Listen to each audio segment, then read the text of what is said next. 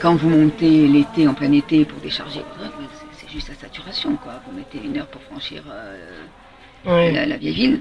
Malheureusement, je pense que tous les vrais bonifaciens de souche ont fui la vieille ville à cause, malheureusement, de l'évolution touristique. Ouais. Alors, pas à cause du touriste, Ouais. mais à cause de l'évolution qu'a entraîné le tourisme. Il y a une mesure à trouver, et je pense que ça commence par l'infrastructure, ce qui ne me semble pas être la priorité. Ouais. C'est l'infrastructure, si vous voulez. Vous avez un bocal, il est trop petit, donc il faut l'agrandir. Ou alors il faut limiter le nombre de poissons dedans. Notre gros problème à Bonifacio, on est à mouchoir et on va en faire un drap. Et on est un cul-de-sac.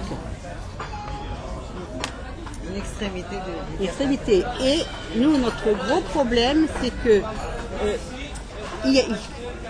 par exemple, vous rentrez dans différentes villes, vous avez une entrée et vous avez une sortie. Ouais. Alors que nous, on arrive en Hauteville, on est coincé. Est-ce qu'il y a des lieux que vous fréquentez pas ou plus? Ah oui, la marine. Devant tout cet alignement de maisons que vous ne voyez plus, c'était un grand quai où il y avait de l'activité humaine, des pêcheurs qui arrivaient, des filets qu'on réparait, des nasses qu'on refaisait. Bonifacio. Bonifacio, Vraiment, je trouverais Bonifacio un peu trop touristique. Parce que c'est vrai que Bonifacio, depuis quelques années, on l'a fait vraiment touristique.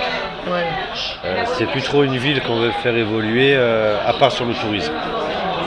Mais sinon, en elle-même, on l'a fait plus évoluer. Donc même pour garder des gens d'ici, Bonifacio, on laisse un peu à l'abandon là-dessus, quoi. Maintenant, c'est vraiment que touristique. Qu'est-ce que je pense du tourisme? Ouais. Ici, sur le territoire. S'il n'y avait pas de tourisme, on serait un village. C'est bon.